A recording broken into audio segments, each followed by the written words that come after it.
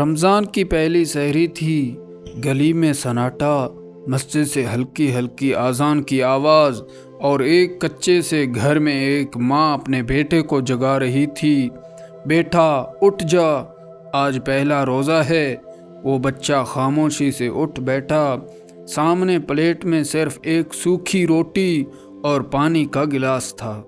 اس نے ماں کی طرف دیکھا اور دھیرے سے پوچھا، امی آپ روزہ رکھو گی؟ ماں نے مسکرا کر کہا، ہاں بیٹا میں بھی رکھوں گی۔ لیکن حقیقت یہ تھی کہ ماں نے کئی دن سے کچھ پورا نہیں کھایا تھا۔ باپ کو دنیا سے گئے سال ہو چکا تھا، گھر میں فاقے تھے، اور رمضان ایسے آیا تھا جیسے امتحان دن چھڑا۔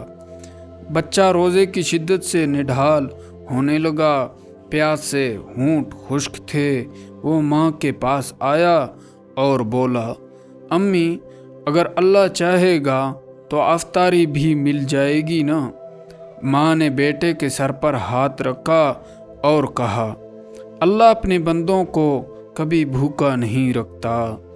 مغرب قریب آئی، گھر میں اندھیرا، چولہا ٹھنڈا، افطاری کا کوئی انتظام نہیں۔ ماں نے دعا کے لیے ہاتھ اٹھائے، یا اللہ آج میرے بچے کا پہلا روزہ ہے، اسے خالی نہ لوٹانا۔ اچانک دروازے پر دستک ہوئی، ماں گھبرا کر اٹھی۔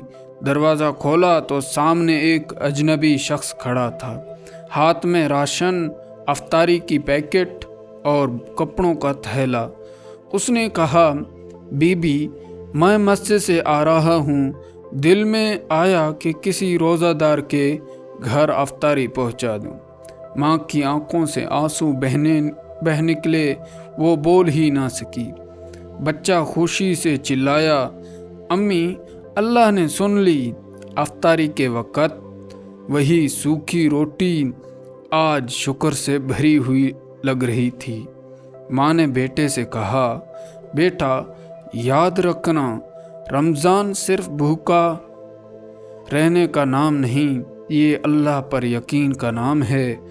اور وہ بچہ آج بڑا ہو کر کہتا ہے، میری زندگی کا سب سے قیمتی روزہ وہ تھا جس میں ہمارے گھر کچھ نہیں تھا مگر اللہ سب کچھ تھا۔